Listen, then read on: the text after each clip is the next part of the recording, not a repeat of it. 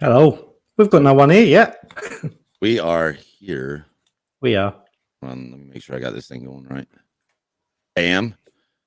Matt, so tell me about your week, bro. How was it? It started with Monday. Then came Tuesday. No, it was busy, really. Busy. Zach will know a little bit, who's here with us as well this evening. Really busy week, but a lot of travelling. So as I was saying just off air there a little while ago, that I was kind of stuck in traffic a lot this week. Felt like a bit of a streamer myself, as I said to you, Chris, a little bit earlier, that I had about I did. It was literally 2 hours sleep one night, and that really caught up with me the next day. So I hadn't done that for a little while. So that kind of caught me out. But yeah, it's been a good week. Yeah, loads of adventures and things. So yeah, good. Yeah, how's yours? It was good. So Zach, man, do you kind of want to like explain yourself and let people know who you are and whatnot? You know what I mean? Yeah, so I go by Zach, although I technically have a title that is way too confusing for me to use, so I don't use it. It's like there's like loads of names letters after my name, but just I go by Zach.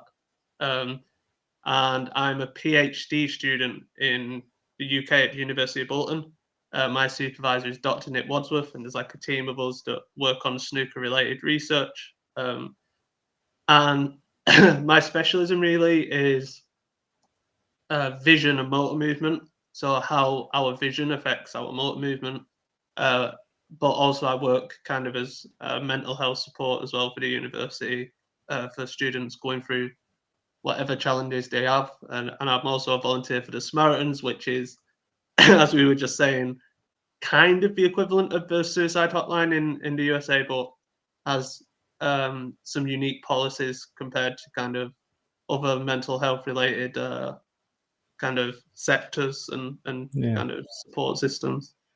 That was really interesting as well, because I thought I knew a lot about the Samaritans, but there was some sides there that you kind of mentioned that I wasn't aware of at all. So I'll have to kind of have a read through and check them out again afterwards. But some kind of distinct differences from what I kind of believed that they sort of done, and like what you said about their policies and things. So that was really interesting. So which I'm sure we can kind of talk about a little bit more as well going forward and stuff. So I think that you actually talking to you, Zach, there's so many things that you do and so many things that you've done and been involved with and bits. I did kind of say to you on a kind of talk up to this really is that it might take sort of more than 1, 2 or 3 sort of discussions with you to I'll keep coming back. You know what I mean?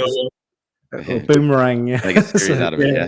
Yeah, no, there's lots of different kind of topics and sides really, I think, that we can kind of talk about and stuff. So I know, if it's okay with yourself, I know that obviously kind of your past has kind of had a big influence on kind of who you are, where you've come from, what you do now and stuff. So would you mind kind of sharing a little bit about kind of past there's a lot to share. But I kind of so I grew up with a dad who spent most of my life in prison, and he was a heroin addict who was what I'd call a very intense addict. Heroin to him was like oxygen is to most people, and it very much changed the way that he operated as a person. So, and alongside that, I grew up with a mum who.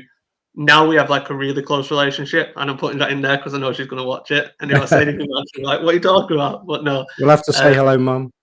Yeah. So we have like a really good relationship now. But at the time, she worked a lot, she drank a lot, and through later, like my early adulthood, she had quite an intense cocaine addiction as well. Now, what I will say is my mum has proactively worked through those things, kind of similar to how I would work through the childhood trauma. And I think that's kind of brought our relationship to be quite a strong one. And alongside my auntie, we have like a group chat on WhatsApp. I assume, do you have WhatsApp in the US? I assume you do? Yeah, we do. Yeah.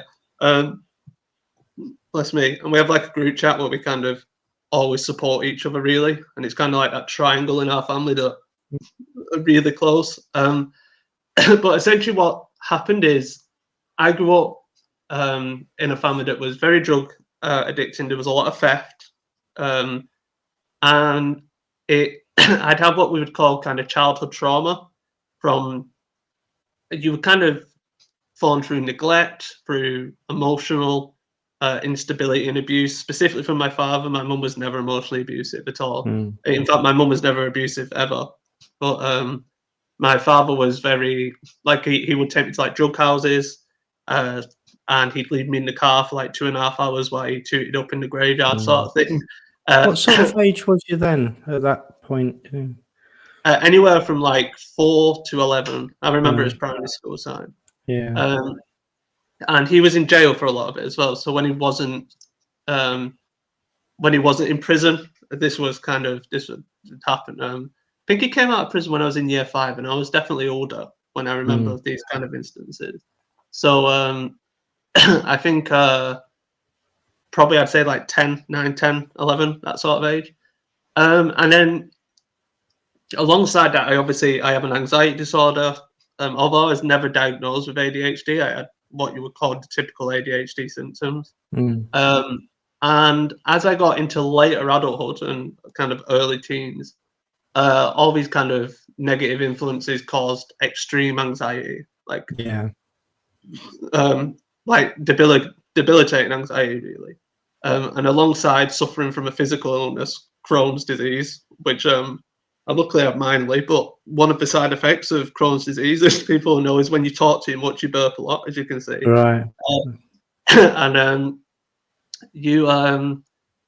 it came up to this point where I was like 17 when it really kicked in, where I had this debilitating illness that caused a lot of physical pain and a lot of kind of what we kind of call somatic feelings, so like a lot of physical sensations that provoked anxiety.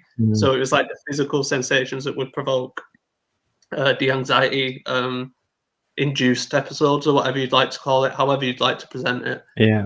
And alongside that, there was this anxiety disorder and this depressive disorder that was forming that really kind of peaked in the early 20s, really, when I got quite ill. And that kind of combination of the two led to a lot of illness. And obviously, if we looked at attachment theory, which I don't know if that's a theory that you've investigated much on the podcast, but the idea of attachment theory is, and I'm lucky really because I've lectured on this as a guest lecturer, so I know I've had to prep this talk, so I've kind of done this before. is the idea that our early childhood relationships, specifically to caregivers, usually your primary caregiver is your mother or your father, is a direct influencer of adulthood trauma, is the essential predictor of that. And we know through the work of a man called Dr. Dan Siegel, who's a massive inspiration of mine. He's American as well. That he shows that like there's kind of two types of memories that form between the ages of 0 and 18 months old. One's called implicit, one's called explicit. And implicit memory is if you was to look at a tree, you would see all these separate bits of a tree. You see the leaves, the wood, the colours, the mud, the textures, and each individual element of that is an implicit memory. But when you combine the implicit memory together, it creates explicit memory. And that has other names like autobiographical memory, and there's different types of explicit. But at the earliest age, an area of the brain called the hippocampus hasn't grown yet. So between the ages of 0 and 18 years old, when the hippocampus grows, and the hippocampus can be understood as like the memory bank, the source of where we get our information from. We kind of retrieve information from the hippocampus. It retrieves information for the rest of your life based on the implicit memory that has formed between 0 and 18. Yeah. So if you go through trauma between the ages of 0 and 18 months, specifically, which is the early stage of 0 and 18, it has this kind of lasting effect where it just triggers through the rest of your life. So you have this kind of small incident, but it just goes through your whole life. Yeah. So attachment theory looks at these neurobiological mechanisms as well as the relationship between the parent and the child. And it's the only theory off the top of my head in psychology that has a significance of above 80%, which if you speak to anyone in PhD research or any form of research, you only have to get a significance of 20% to be deemed a relevant field of theory. So to have one of 80% and is like ridiculous, you know. Yeah. So we kind of looked at, through therapy, I kind of looked at these early childhood relationships that I had with like my parents and my father, and I align more to CBT theories now that I'm older, because that's the one that helped me the best. But I kind of started with psychoanalysis and them kind of theories for initial internal kind of investigation of why am I feeling these things, how are these emotions coming up in the present. And what attachment theory does is, as a theory, it links specific counseling practices, person-centered, CBT, psychotherapy, acceptance and commitment therapy. There's more, and it links it to the early childhood relationships that you had with your parents. And what you can find is direct patterns between how you was treated at the youngest ages and how you react to stressful situations in an adult. Now, one of the reasons for that is because there's such a close relationship between the hippocampus and amygdala. They're just very close to each other, if that makes sense. So there's most systems have to go through them two things. If you imagined it like a motorway, that'd kind of be like the central junction, so to say. And what I kind of found through investigation is actually from my childhood, there was a lot of neglect. I learned a lot of lessons where my parents would place drugs first, or they'd place work first, or they'd place alcohol first. Yeah. And I'd learned all these patterns of behavior that had been internalized throughout my kind of childhood and my kind of life, that led to situations where I was now behaving in the present when physical pain, linking back to what I started with, where physical pain, these semantic symptoms would be amplified, because when I was a child, that was a genuine threat. If I felt overly warm, it's because I'd been put on a beanbag and I was suffocating in a giant beanbag, which is a story that my mother has told me. And I would get these physical warm symptoms, and I'd be in actual danger. But when I'm in a car, and I very much struggle in cars, and I get that same heat semantic where like my cheeks flush and my chest starts to beat, well, actually now you're quite safe in that situation. You're not going to die. But my brain had kind of internalized these patterns throughout my life from my early stage, where it was an actual danger. So it felt more of a danger when I was older. So just to kind of clarify that, that goes back to you being left outside in a car, outside sort of certain premises and things like that? Not that specific one. No. There's tons of stories I could tell you on how they influence, but essentially what we know is there's a direct relationship between childhood situations, the relationship with your parent, how that relationship forms, and how you process the world as an adult. What we called like an internal working model, or that's like can't remember the theory that's from, but that's one thing it's called. But really, it's just our internal world. The event with my dad is, I could give you thousands of times with my dad. So if you make a link between the past experience, I have a pet cat. It's completely irrational, and I spend 35 hours a week helping people with mental health difficulties work through their problems. But if you put me in a car, I lose my. I'm not allowed to swear on the podcast, but I lose it. Right. And essentially, when I was 9, my father tried to commit suicide with me in the car. We was going at about 180, and we was going straight towards a wall. And I just all I can remember is screaming and the actual sensations. And right at the last minute, he did like a handbrake turn where it twists, and we survived. And I just remember like holding the steering wheel, screaming really, really loud, and I was crying in the car. And he was off his head on heroin, he was off his head on drugs. And then as we got to where my nan was, and as we'll probably find out, my nan was a really important relationship. It's probably the most safest, most stable relationship I had throughout my whole life. As I got back to my nan's house, he just threw me out the car, and I remember hitting the floor and crying, and drove off again at 100 miles an hour. And my nan kind of came out and got me, and what have you. So when we look at that fear of being in a car, when I'm in a car, I have Crohn's, but I also get the urge to like defecate, so to like poo myself.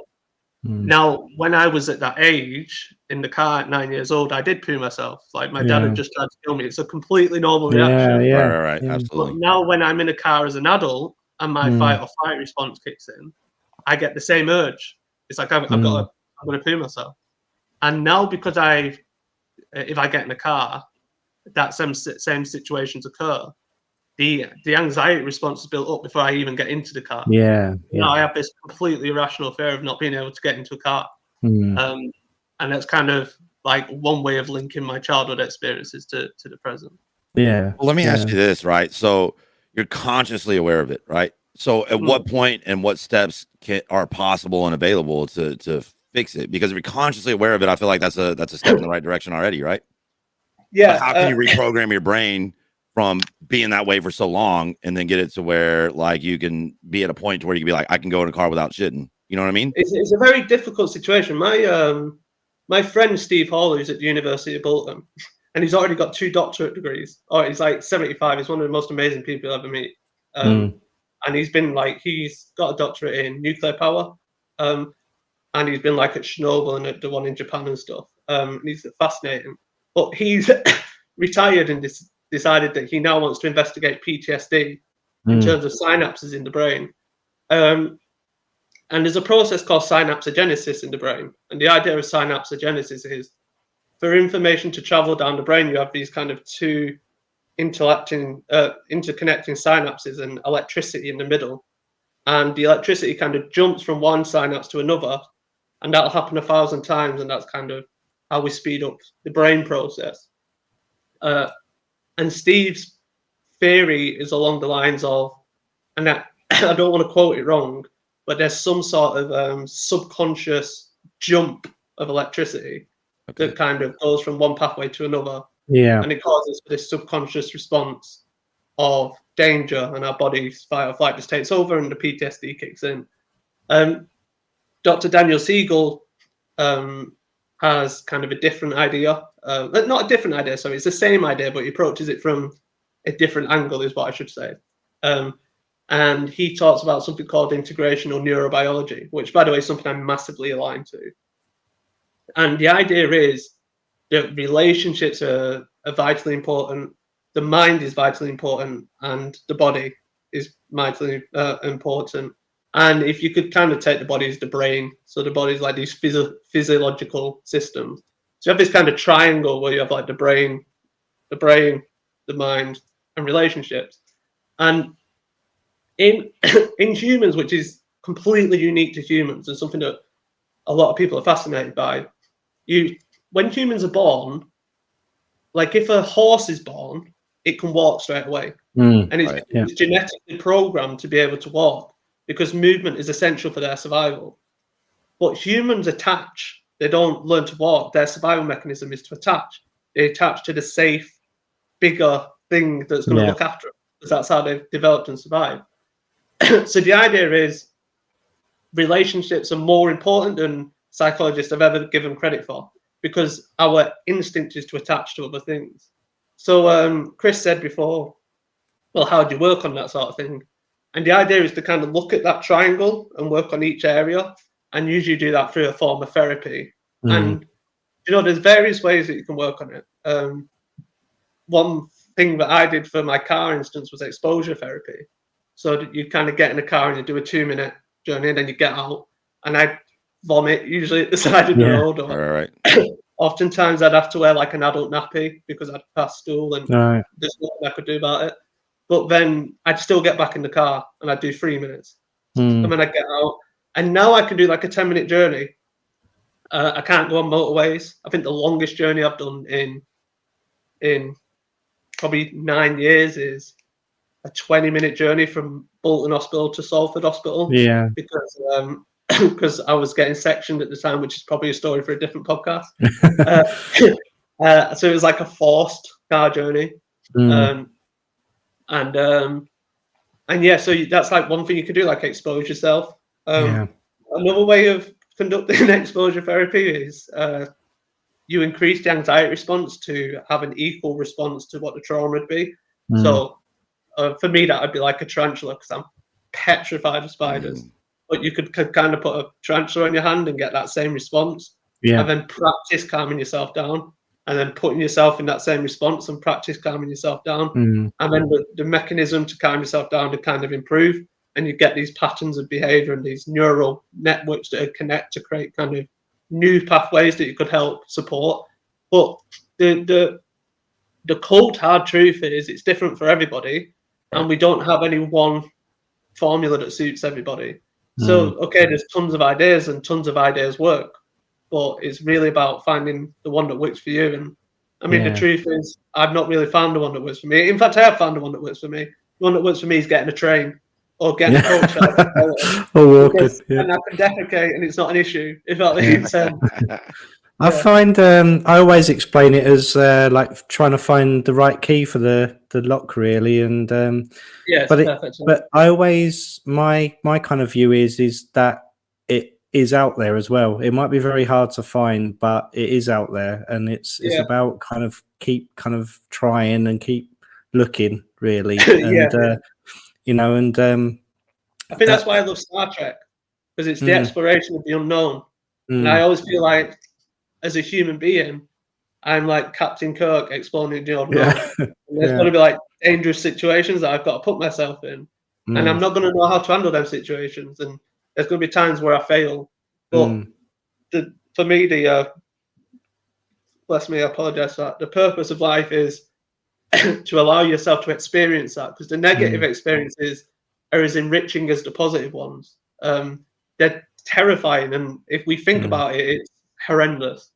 But you've got to do it to be able to live it, if that makes sense. Yeah. It's that exploration of being able to do that. Yeah, no, definitely. I think as well, obviously we've only kind of we still have really only known each other for a short period of time, and we haven't really spoken to. That's it. It's probably like 6 months. So I got confirmation for my PhD in March, and I don't think it'll be before that. Oh, okay. Yeah. No, it doesn't really even seem as long as that, really, in some ways. So, and I know we've only had really kind of one phone call as well, sort of properly. But what kind of gets me is that you kind of had all those kind of different experiences that I'll actually come back to a little bit in a minute, because I've got a few questions that sort of come up during there. But sort of really how much you've kind of managed to achieve, and where you've kind of got yourself, especially sort of at the moment, and stuff sort of educational wise and studying wise and things like that, is that, you know, you've had all those things come on or happen, but either you've used those experiences in a positive way, or you've kind of developed, you know, due to those kind of experiences, or even, you know, despite those, really, and still manage to kind of achieve what you have, while you're still kind of exploring and doing your Captain Kirk bit as well at the same time. So, you know, it sounds like you've had so much going on, but you've achieved so much as well. Yeah, there's an amazing Britain's Got Talent, but it's actually America's Got Talent, sorry, with a singer called Nightbird. I don't know if you've heard of it, Chris. And so. She sadly died of cancer, and she entered America's Got Talent, and she had cancer, and she's like, I'm going to die, but she was an amazing singer. And she makes a quote, and I might not get the quote correct, but she says, you can't wait until everything's correct to choose to be happy. Now, the way that I approach life is there's a contentment. Happiness is often a word I don't like, because there was a huge happiness movement. And it messed a lot of people up. But there's a contentment between saying, with the way that I felt today, I achieved what I wanted to achieve. Okay, I might have been laying in bed, and there might have been blood coming out my bum because I've got a Crohn's flare up, and I might have a bucket next to my bed, and I might be throwing up.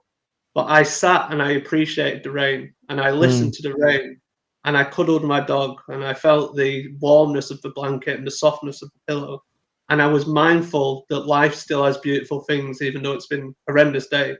And it's like, well, that's the best I could achieve that day. Like, I was ill, and it was horrendous, and I wouldn't wish it on the day after, but it was still part of my experience, and that experience informs the good bits. And on other days when I feel really well, I can achieve what anyone else can achieve. I can stand at a lecture theatre and deliver a lecture to 400 people and not get nervous. So, yeah, you know, I can go on an 8-mile bike ride like I did today, you know, and other days I can't walk down the stairs. And it's just about approaching that day. As Nightbird would say, you can't choose to just because you're feeling pain, you've got to try and find some form of happiness. yeah. I look at it as, what could I achieve today with the way that I felt, if that makes sense. Right.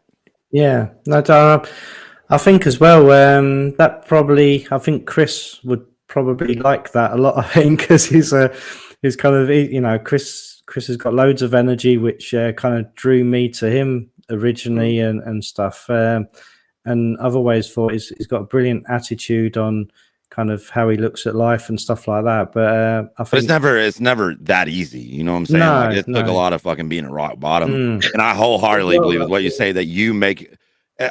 So in my experience, I really feel like I try to encourage people to understand that we cannot control what happens to us and what life throws at us sometimes, but we are in charge of our reactions and how we perceive those situations, how we deal with them. Right. For example, so when I was in a shithole, right, and I stayed there, I stayed there on purpose. You know, I was scared to change. You know what I'm saying?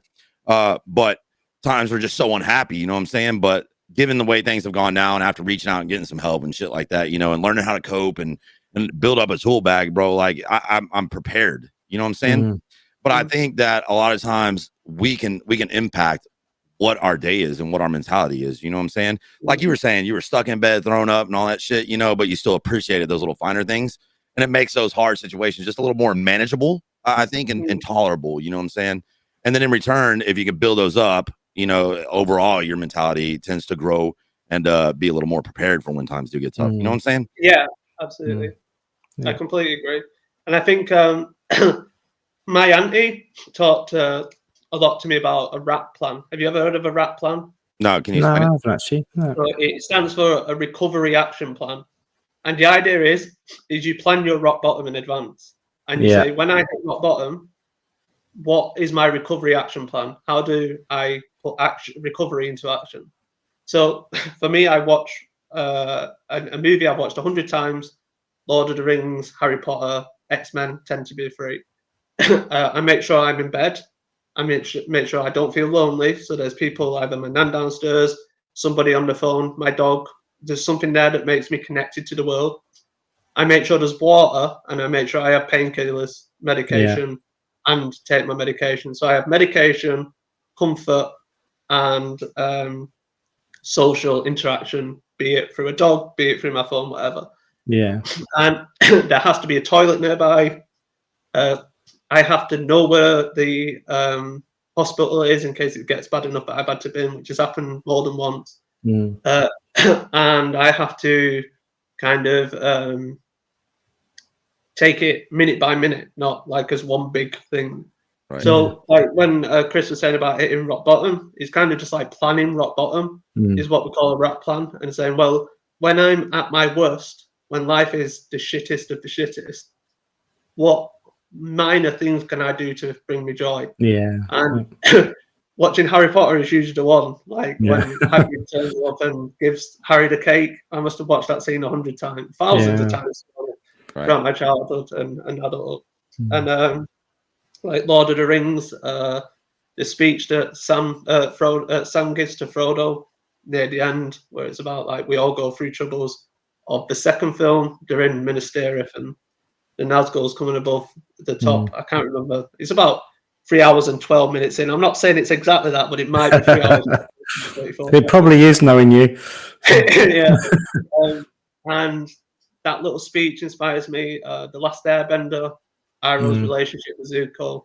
How can I treat myself the way that Iroh treats Zuko? How can I have this internal conversation with myself?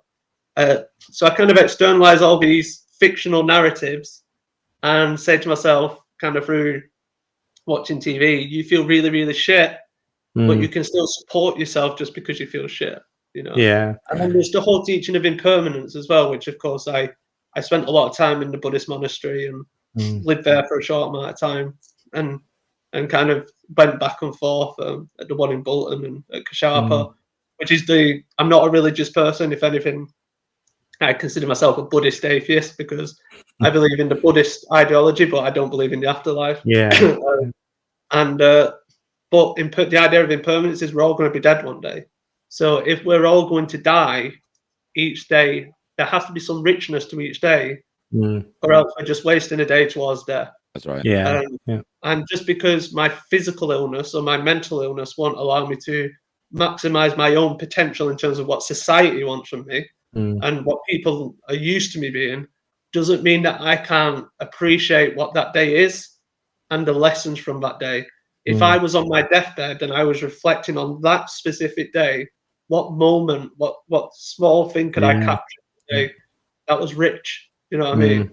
And that's kind of the idea of impermanence, and that a Buddhist teach, and the Stoics have their own idea around it as well, which is very similar to the Buddhists. But it's kind of, that's how my rap plan works. It's about just appreciating the smaller things in life, you know. Yeah. So yeah, I'll give my shout out to my Auntie Jill as well, because she'll love that. It's once you kind of explained the acronym, I knew exactly what it was then, because it's something that we used to use kind of a lot, and encourage people to do a lot as well, and especially if even a lot of things do come as a surprise and they're unplanned and things as well, and we can kind of have days that we just really didn't expect to kind of have, but having those plans to deal with bad sort of days and situations, they often help with the unexpected as well. So I used to encourage people a lot to kind of do those things and have those plans in place, because even though you might have a kind of an unexpected negative surprise one day, you can usually kind of change that plan that you have got to kind of cover those events. It might need some tweaking or some moving around, but they are really useful things to have. So you've reminded me of something there, really. But we never kind of shortened it to a rap plan, but once you kind of sort of said what it was, it made sense to me then. I recognised. She told me. I think that's just a term that they use, and she's from Belfast. Right. Okay. But you know what fascinates me about that is how scalable it is, right? And what I mean by that is, so typically, like what you do, prepare for your bad days with your illness. You know what I'm saying?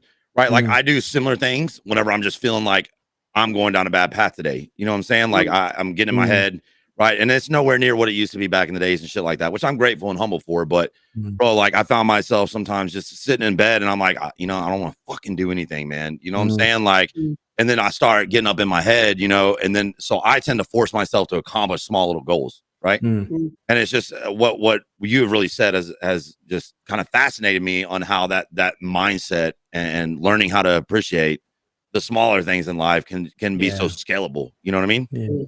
And on a neurobiological level as well, what it shows is when we feel intense illness and intense pain, the lower sections of our brains, if you kind of pictured your brain as an upside foam, you'd kind of have like the lower sections, the middle sections, and the top.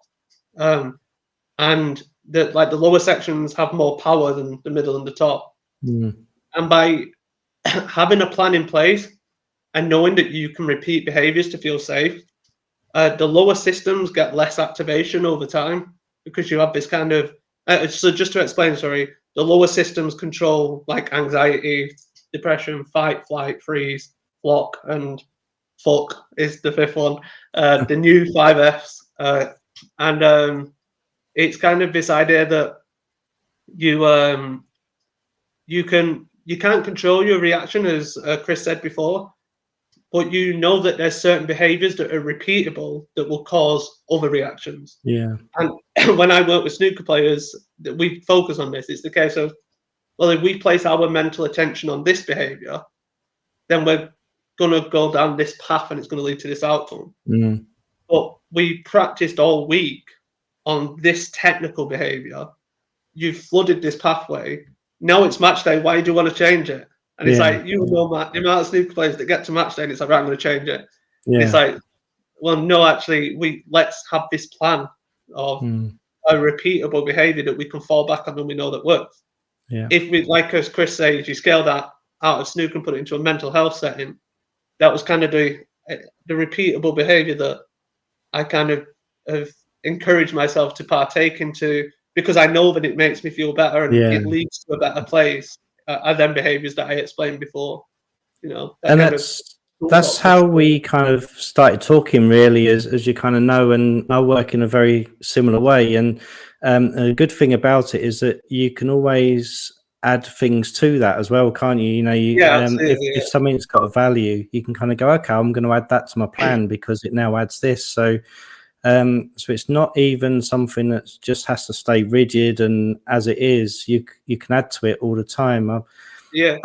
I find that you know, it's important to delete it. There we are. An email for whatever someone's emailed me for that to one. Yeah, we was talking about that last week with boundaries.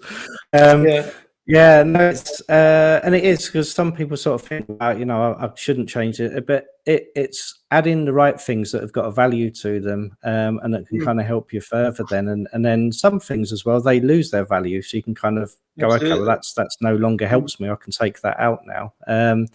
So yeah, I completely understand that, and you know, that's kind of how we got kind of talking in a way.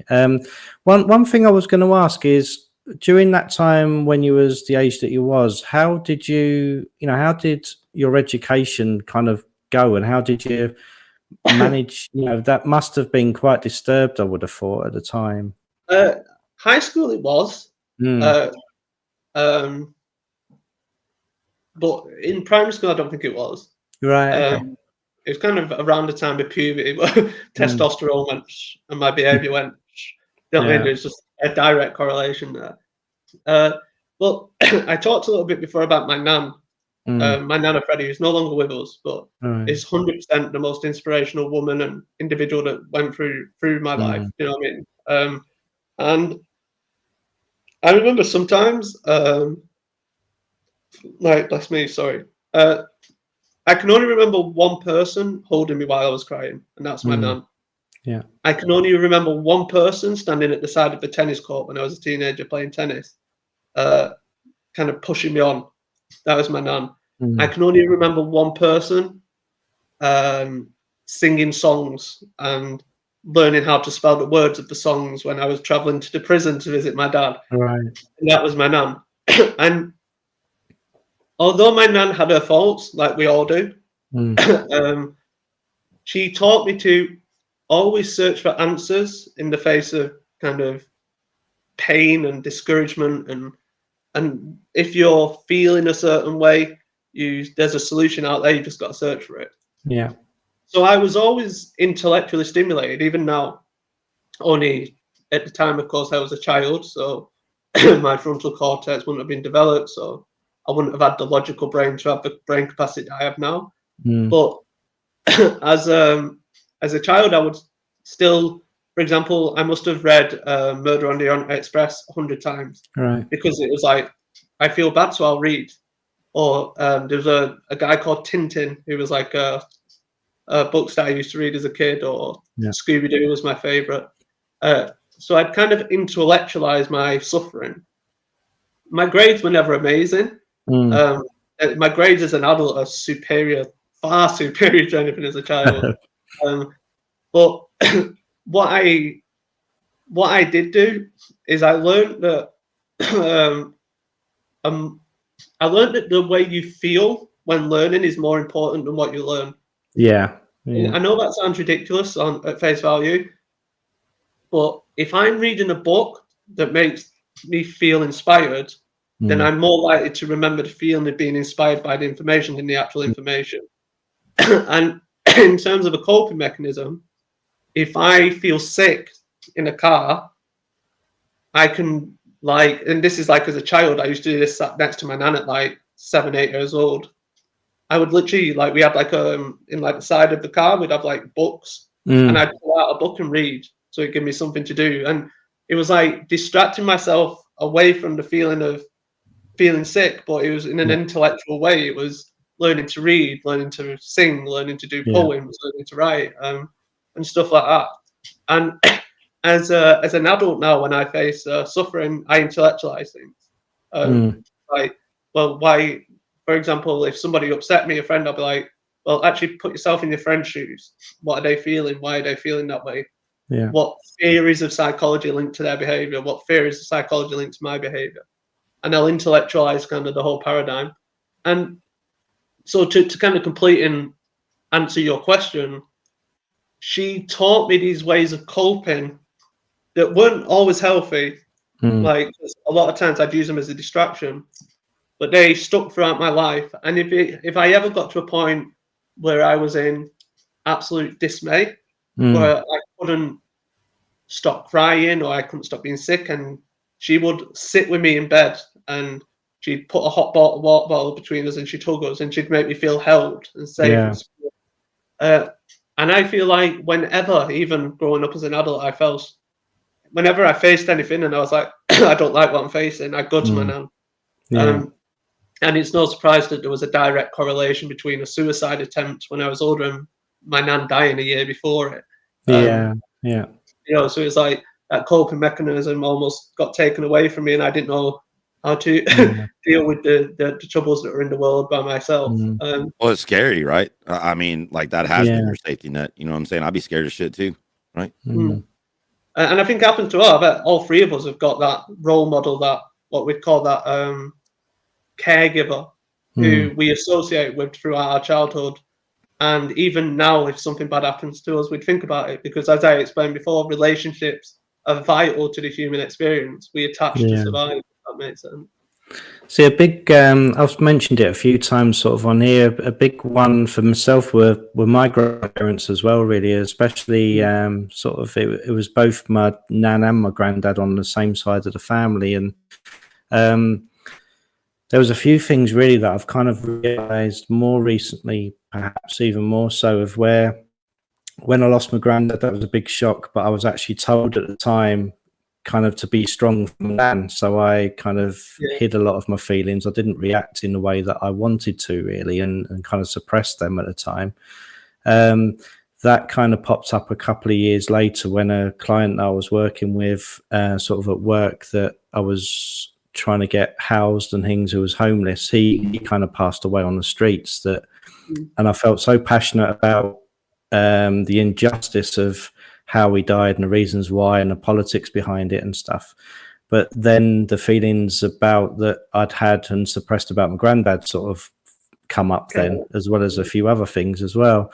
And I've spoken to Chris about this a little bit on here sort of in the past, is when I lost kind of him, it was that couple of years when I had about a year and a half that I found really difficult and really hard, and I went through a really rough time myself. But then when it come to my nan, who was still alive, and she'd have kind of lived for another 11 years after he passed away, I kind of realized now that I was kind of protecting myself, because I knew that was going to be another big loss as well, because she was just as important in different ways and in similar ways. So I still had a lot of contact, but I recognize now that I kind of kept her perhaps a little bit at arm's length, which I kind of regret, because there was times where I would have gone and stayed with her more, or would have contacted her more and things like that. So it's so big how that kind of impacts us, and those relationships like you've mentioned are so important, and how we kind of react to those and kind of respond to ourselves. I can understand now why I kind of did protect myself from that, because it was going to be another huge, great big loss to me. But I didn't realize I was doing that at the time. So yeah, it's strange how those kind of things work and how they work out for us. So I know. Chris, do you have on that? Is there any key relationships that you can kind of reflect on? I don't mean to take over the podcast, by the way. No. I'm the Louis Farrell of the podcast. What was the question? Sorry. I was just wondering about Chris and his kind of. Oh yeah. So I had it too. My grandmother was a huge aspect of my life. You know what I'm saying? And when so she was like 94, I think, when she passed away, which was like 4 or 5 years ago. But I kind of avoided her, I think, towards the end, and she knew it. You know what I'm saying? Like, and we had a direct conversation prior to, where she was like, Chris, it's getting to be about that time, right? Like, if I can't be moving around, I don't really want to be here anyways, you know? And so I definitely looked to her a lot, and I learned a lot from her, but she was also really experienced in the ways of the world as well at a younger age. I mean, she really lined herself out per se, what socially, you know, was lining herself out back in her days, you know what I'm saying? But she taught me a whole lot, man. Definitely taught me a whole lot, and I learned a lot of. I did feel a lot of safeness, I guess you could say, with her, and definitely learned a lot. You know what I'm saying? But I did avoid. I almost kind of feel guilty about it, man. But I think she understood. You know what I'm saying? Yeah. Because she knew, right? She knew that I could go to her anytime, and she would always be there and be safe for me, right? Now, as far as like much more than that, I don't really have that much that I would consider safetyness, I guess you could say. I just attached to a few things that I was very, very. I had to respect what I was given in order for me to feel safe. Does that make sense? Right. Yeah. And she was somebody that had a lot of my respect. So did my grandfather. He passed away when I was 12. You know what I'm saying? Yeah. Now, I wish, even to this day, I wish he would have lived longer, because I sometimes I still find myself, you know, riding down the road and thinking, you know, what if my grandfather was here, man? I really think he'd be proud of me. You know what I'm saying? Yeah. And I wish that I would have had that opportunity with him. But I guess that would probably be my most safe thing that I had.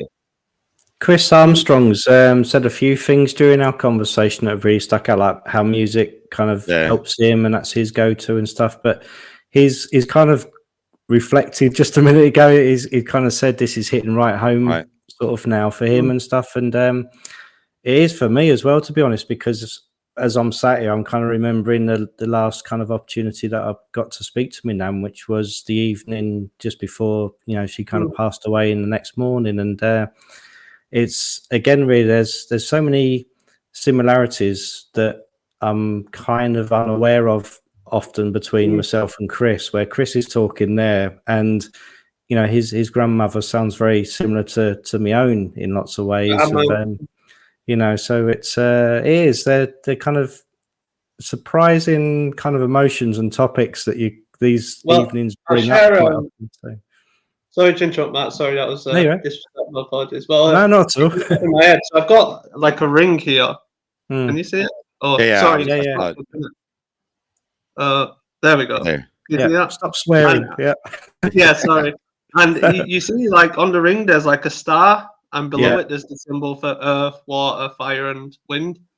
And on my, can't remember, it was my 22nd birthday. She got me a ring, and she wrote me a letter saying, "Know that when I'm gone, from the stars, I'll be protecting you from the elements." Yeah, that's what she did. And I've never took it off ever since that day.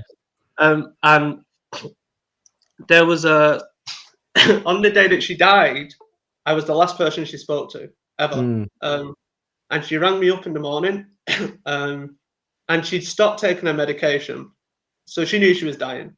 And it was like she preempted that I'd be the last person she talked to. And she rang me up, and she always, the only person that calls me Zachary was my nan. But my nan, who I live with as well, which is a different nan who's upstairs, they're the only two people that call me Zachary. And everyone else just calls me Zach. And she said, like, "Zachary, I'm really not feeling very well. I think you should come round." And I was like, wow, she's never said that before. She was just like, she was an air pilot at the back end of the Second World War. She was married to a soldier. She was the RSM at the Royal Hospital. She was this strong, independent woman who did everything throughout her life because she could do it herself. And she was saying, "I don't feel very well." Never heard her say it once. I was like, wow, this is alarm bells. So I got up out of bed, woke my nan, went straight round, and within 15 minutes I was doing CPR.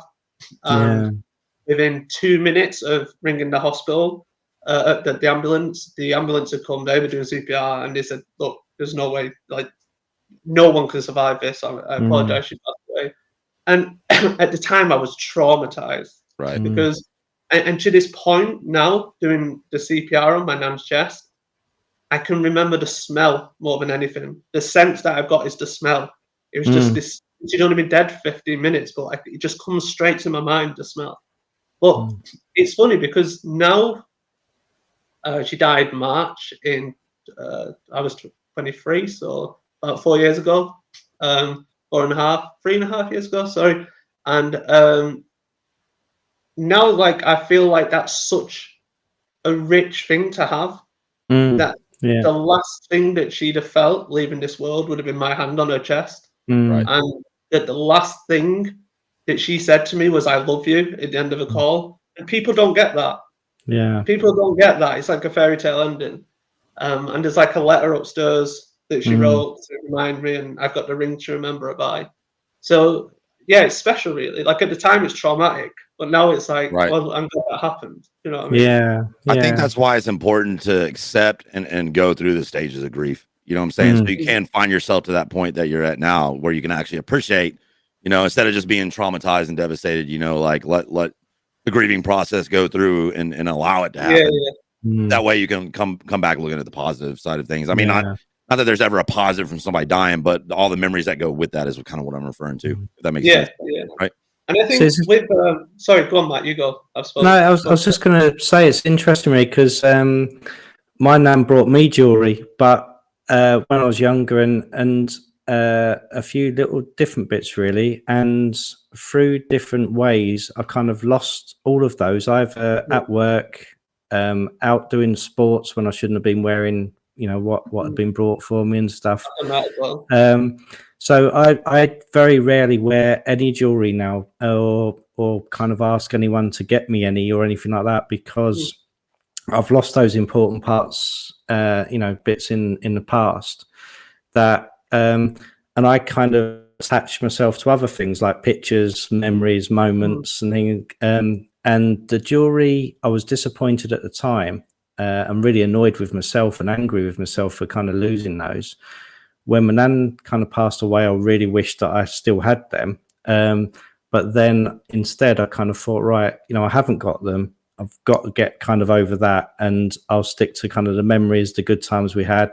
But I kind of refuse really to kind of wear any other type of jewelry. So I kind of had a watch on this week, which as soon as I got home, I kind of took it off because I used it for work. My dad brought me that one years ago, so I took that off, put it away, because I'm so used to losing things like that. And then you spoke about your last moments as well, which for different reasons I had and still kind of have kind of a lot of a disappointment over, because I missed opportunities to actually be with my nan sort of at the moment in the morning, because she had a carer that kind of come in, so I let them sort of do what they normally do.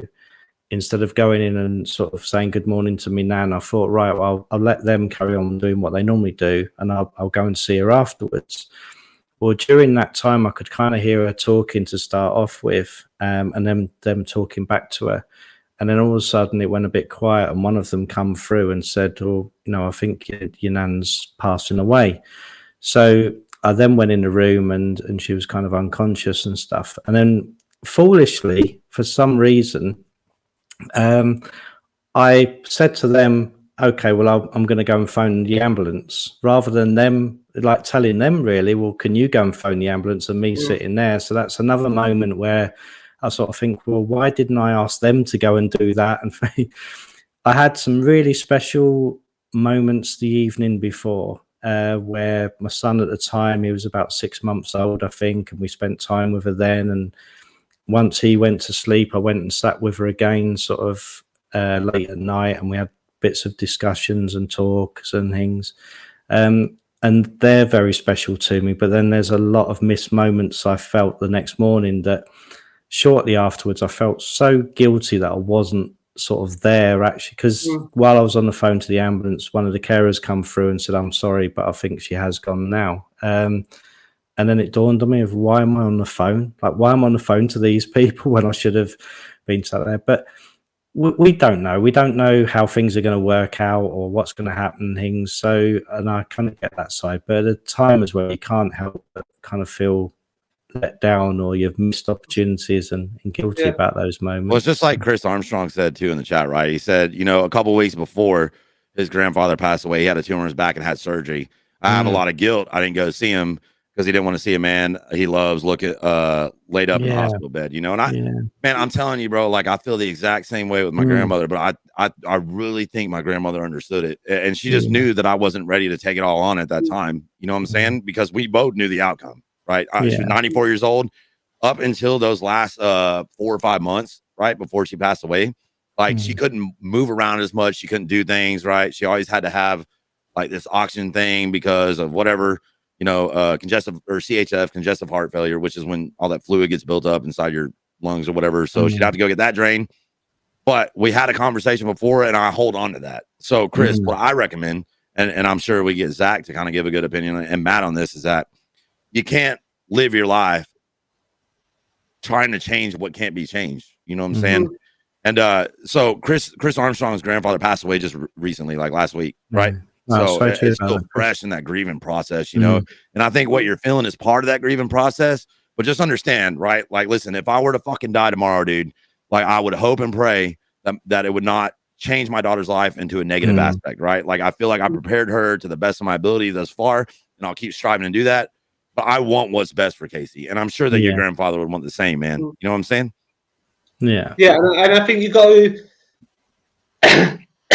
realize that from the start of this this specific kind of episode and how we talked a lot about patterns of relationships with parents, patterns of behavior when you're not feeling well, patterns for sport, and one thing I would suggest is recognize your patterns. Don't judge them. Don't try to change them. Just become aware of them. Right. And then once you know what them patterns are, what your grieving pattern is, the way that pattern is influencing your life, then say to yourself one word. Just say, why? Why am I feeling this way? And that word, why, is so important, because oftentimes what you'll find is that why is actually a really good why. I'm feeling upset. Why? Because I loved this person. And love is something that made us connect to that person. I'm feeling angry. Like, why? Because I cared about this person. This person was taken away from me, and the world's unfair, and I didn't want that. And at the end of the day, we're all humans. And I always say humans are perfectly imperfect. They're always changing. And by recognizing and sitting with that pattern and not fighting the emotion and accepting that we're supposed to feel this way, that this is how our biology is, that like literally you could go into Google Scholar, we call it in the UK, I don't know what you call it in the US, and just type in like studies on grieving, and you would find thousands upon thousands of research to show that these patterns occur.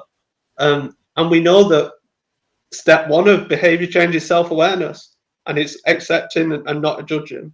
So was the man called Chris, sorry? Chris Armstrong, So my advice to Chris would be recognize the patterns and be non-judgmental to them patterns. Right. And oftentimes do it in a safe place. So if you're driving like your truck down the highway, that's probably not a safe place to reflect. So when I do my reflection, I do it in a hot bath. Some people like a hot shower. I had a friend who played the guitar, and he reflected whilst listening to his own music, and the guitar music just helped him to kind of internalize this kind of awareness that's going on. Others work for it, so they'll be at work and they'll be doing their work, but actually they'll be not even be thinking about the work. They'll just be thinking about these self-awareness patterns. So my advice would be, A, recognize the patterns, B, ask why. And then once you have a firm answer to why, then you can kind of start making the decisions that you want to make. Because if you don't know why you're feeling that way, then you can't react, formally. And if there's one thing we know about humans, emotions come first. They're so fast that we can't prevent them. So you need to get them on your side. You need to understand them, and step one to that is just becoming aware of it and kind of becoming aware of the patterns, I think what that provides as well, isn't it? If you've got that understanding of why, you can kind of be a little bit kind of kinder to yourself then as well, because you're understanding, and you can kind of look at things a little bit more rationally and use that part of your brain as well to kind of look at things more rationally, more logically, and be a bit of an understanding of yourself then as well, can't you? Why that emotion's sort of there, rather than just, I often sort of say, it's not about fighting those emotions, it's about sort of managing them instead, because if otherwise you're just in that battle with yourself, and if you haven't got an understanding of why, it makes it so much more tempting to fight those feelings, doesn't it, really, and fight yourself as well. So and Chris, if you want to learn about that, I don't really read, I listen to Audible, but there's a book called Start With Why. It's literally called Start With Why by Simon Sinek. And that's kind of, he does like a few series, and it's actually on leadership and business, but if you I'm actually really fascinated by it. So yeah, you can translate the learning into emotional health and mental health, because it's really talking about human behavior and patterns. That's what it's talking about. What's the name of it? Start With Why by Simon Sinek. He also has the second most watched TED Talk of all time. Might be third now, actually, because was it Ariana Grande just had one that popped quite a bit. Okay. I'll have to listen to both. Yeah. I mean, I wouldn't mind her whispering sweet nothings in my ear, you know what I'm saying? Yeah, by the sounds of it, either do 32 million other people. You got them right. No, it's I know as well. We normally do sort of like an hour on here, and we've covered so much already, but we haven't even scratched the surface, really, to be honest. Yeah, can you believe it? Yeah. Oh my God. It always goes quick. Always goes quick. But and it would be I hope that you would be willing to come back and kind of talk some more too. Right? Yeah, 100%. definitely. Honestly, and Friday night this time is like perfect for me because I'm the biggest night owl you've ever seen. Do you know what I mean? So it's like, yeah, and I've really enjoyed it. It's good. I think what's healthy is for generations, and I mean generations before we've even recorded. I reckon for most of humanity, males have always been made out to be this kind of productive, testosterone-driven, ultimate force. They're the reasons that humans are superior. They have to be strong. They have to be kind of fierce. They have to be these like leaders. And really, you've just kind of had three blokes talking about their weakest moments and being honest and saying like, we've been upset, we've had troubles, and we're kind of at, specifically the last 25 years, we're at a point now where more guys are opening up, and we'll see suicide rates drop. We'll see improvement to parenting.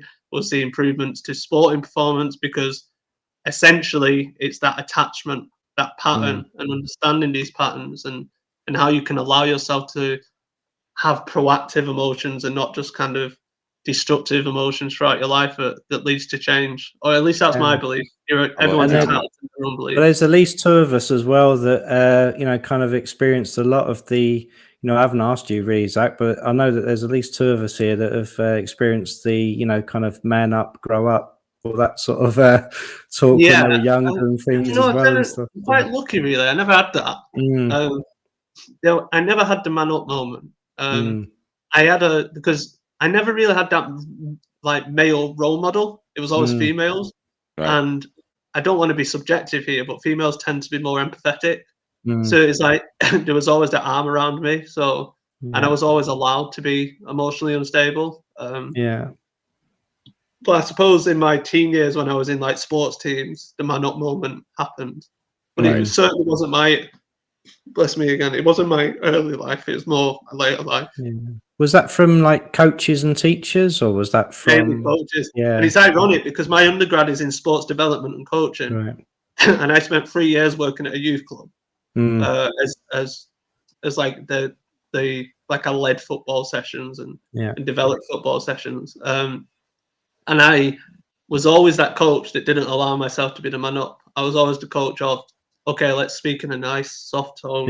Let's deliver a fun, active session, and let's be empathetic. And I would have old blokes next to me screaming to 8-year-old kids, "You're not running fast enough." And I'm thinking, Jesus Christ, like, what's with this guy here? You know what I mean? But that's strange, because I knew anyway that we've kind of got similar kind of interests, outlooks on things. I was a youth worker for about 7 years, and kind of a sports leader during that time and things as well. And even though I was kind of brought up with the man up, kind of pull yourself together sort of comments, I don't know where it come from. It could have been from my granddad. I'll have to think about that kind of during the week and things as I go on. I don't really, I don't really know where that come from, but I knew not to be that way in those sort of roles. And like yourself, I had people around me that were kind of ex-army type and, kind of mountaineering people, that were in their 60s, 70s and things that were speaking a lot like that.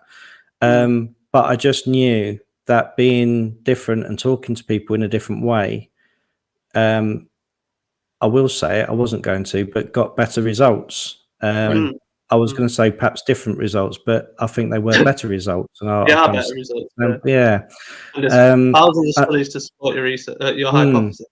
No, and I don't know where that come from. I kind of guess, because my granddad was a hard worker, he was a very fair person. I'm kind of guess it was from them grandparents again. I will have to kind of think about it a bit during the week and kind of make my mind up where it come from. But yeah, for some reason I had that awareness to be different. And the results kind of speak for themselves, really. So I hope you're right. I hope it reduces suicides. I hope it makes a difference and things. There's things going on at the moment that make me kind of, unfortunately, a little bit concerned. But yeah, I hope you're right. And it's about these conversations, really, and why we do this on a Friday evening that hopefully make a difference to people, and I know have done so. Can I just ask, because I know we're drawing it to an end, do you title the video? Chris normally does. Yeah, I just put mental health. I put mental health Friday. Okay, mental health Friday. And then in this one, can I finish with a story? Absolutely. Is that okay? Yeah. So in brackets, put mental health Friday, brackets, toast in the morning. And people say, why toast in the morning? And I'll never forget, I'd just kind of attempted suicide, gone to a counsellor, and they'd forced me to go to hospital. And I'd not had any real emotions for like 3 weeks, just numbness and pain and bad diarrhea and vomiting and complete stomach pains. And it was fucking horrendous. Even reflecting on it now, it's horrendous. Yeah. And I got taken to this Salford hospital, and I was sectioned at Salford hospital. And I'm emphasizing the fact that I really hadn't felt, and I mean deeply felt, anything for 3 weeks. It had just been numbness, this cold, harsh numbness of depression that can happen. And I walked onto this mental health ward where someone was serving 15 years for murder.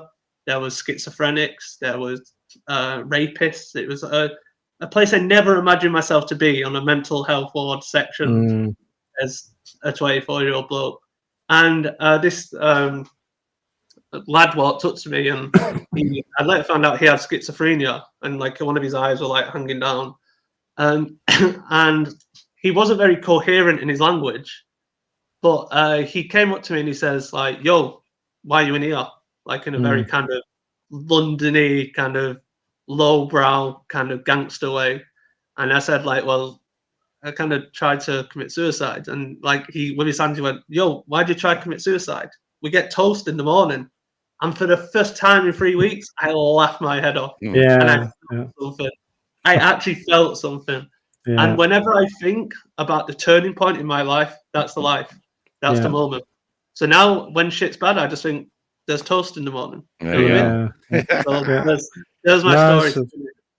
It always fascinates me as well. And I don't want to take anything away from that story. And I hope this doesn't, because I've kind of, as you was talking, I was thinking, right, let's just leave that as a thing. But it always fascinates me how people kind of pop up at certain times and they give us messages like that, and you sort of think like that's just a meant to be moment. And I don't know what creates those moments or whatever, but it has a habit of happening, doesn't it, where you just meet people at certain times that say something or do something, and it's just so profound at that moment in time. And obviously that was for you, and you know, and thankfully you're able to share it with us, because just to add emphasis to this story, the person who made me feel them positive emotions was someone who society has said isn't safe enough to be a part of it. So just because someone it's been outcast doesn't mean that they don't have value in this world. That's know? 100% truth. Yeah, no, definitely. And of course, there's